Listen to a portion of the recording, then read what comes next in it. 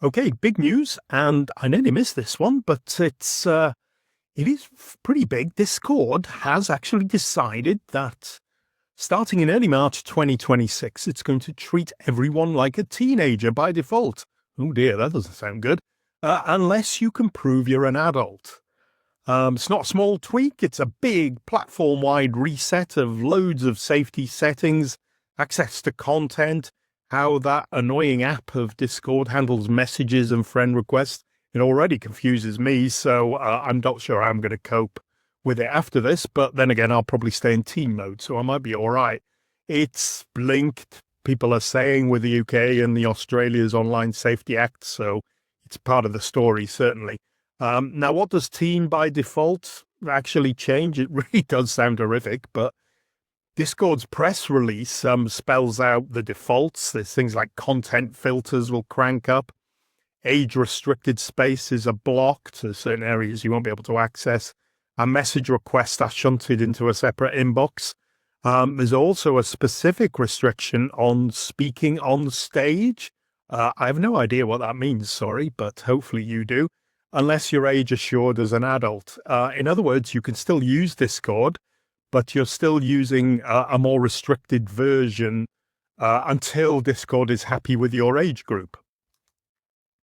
So the key line is early March, Discord will require age verification to change certain settings or access different content.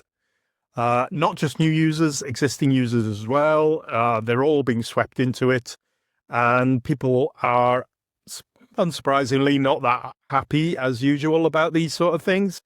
Default lockdown with an unlock mechanism, you could argue.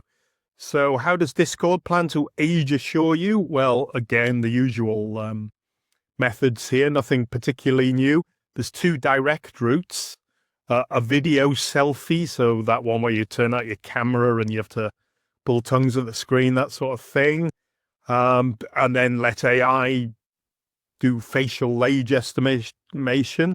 Uploading government ID to verification vendors. Don't do that, please. It's madness. Plus a third route, an age inference model, which is running in the background. I'm not quite sure how this is going to work, but they say they can often determine adult account without asking for verification. So possibly some people won't even be asked for verification. Not really sure how that works. So perhaps some people will just blunder in without having to do anything. I'm not sure, really. It's worth noting that the Discord explicitly says that some people may be asked to use multiple methods. So you might get asked nothing or lots of them. This sounds confusing, really, but here we go. So Discord is clearly trying to preempt backlash with a sort of privacy-forward language, and we'll realize why in a couple of seconds. It's stressing on-device processing for these selfies, so all the data is on your device, your phone or your laptop, doesn't go anywhere else.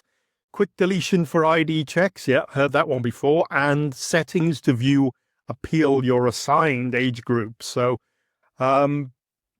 these are just, all these platforms are trying to normalize this biometric face scan and ID check. And it's going to become the default solution everywhere, I think. I mean, just about any sort of platform where you interact with somebody is going down this route.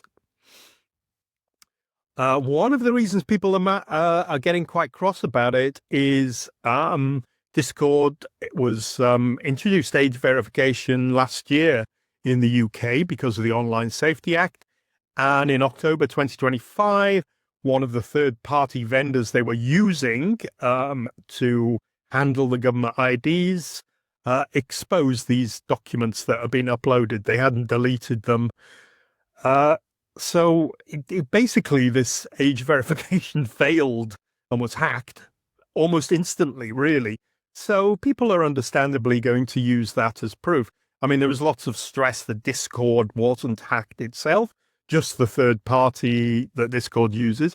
I'm not sure if that makes a huge amount of difference, but who knows? Anyway, they say they're not using this third verification. I think it's more the principle that most of us are worried about. So Discord is positioning this as teen safety and consistency worldwide.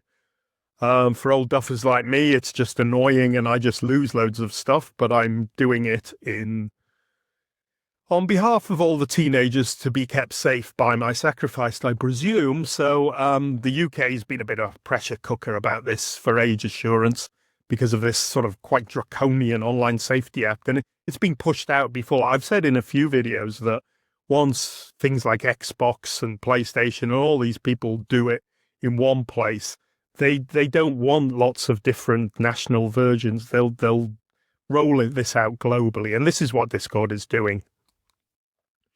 So here's a quick check about the UK versus the global age verification. For UK users, things are going to change because it is, although UK age verification is already happening, it's kind of conditional.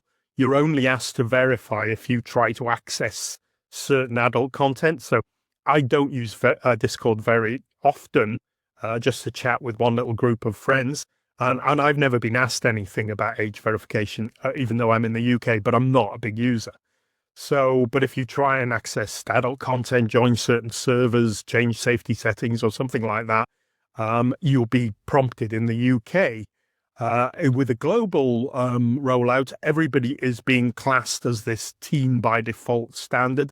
So there's going to be a load more restrictions. So we'll probably see more pushes and more blocks.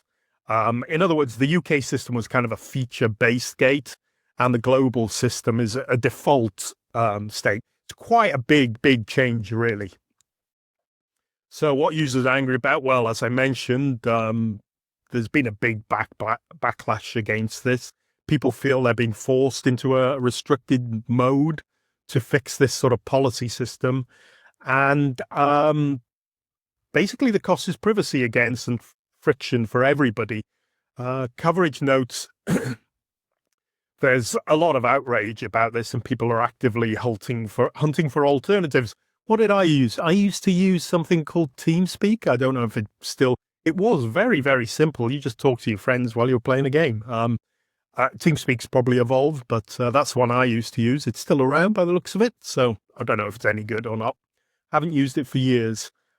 Anyway, people are cross about it. A basic summary is that if you don't age verification, you stay in this teen mode. And it's by default. Everybody's in it. Content is filtered. Servers and features are blocked. And lots of interactions are more restricted. You're pushed towards this age verification where everything works. So basically, you go back. If you verify yourself, an adult will end up on the right-hand side. And you get full access, basically exactly the same as you've got now. So they'll take loads of stuff over you, call you a teenager, and until you verify your age. So what I'd watch next, the next phase is always messy. There'll be lots of people angry. Lots of things won't be working. Inference models can get things wrong, and people will look for workarounds. There'll be lots of things about this. The biometric method people will be trying to fool because they don't want to put all this stuff online. So the direction of travel, though, is clear. There'll be more prove your age checkpoints baked into everyday services. And Discord's just the next step. So here's some of the sources, really. I'll try and put links to all the articles and references that I've used here. There's a few articles, good articles, and they're worth reading, and they cover more detail of this. A lot of it covers the same stuff, though. But I'll put the URLs in the description below. Thanks again for watching, and I hope you all have a great day, whether you verify on Discord or not. Thanks for watching. Bye-bye.